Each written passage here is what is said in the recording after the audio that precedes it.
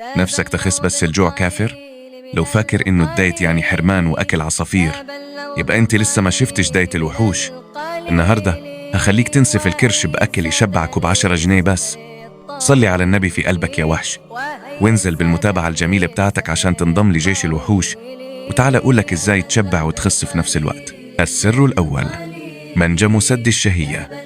الخضروات الورقية مش مجرد أكل، دي بالونة طبيعية بتملى معدتك بصفر سعرات. كل خيار وخس براحتك في أي وقت تحسوا فيه بالجوع.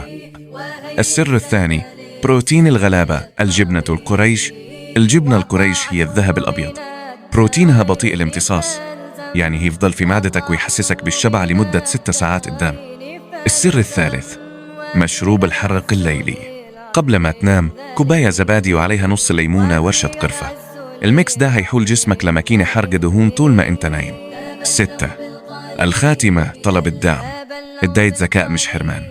قولي في الكومنتات ايه اكتر اكل بتبوظلك الدايت، وما تنساش اللايك يا وحش.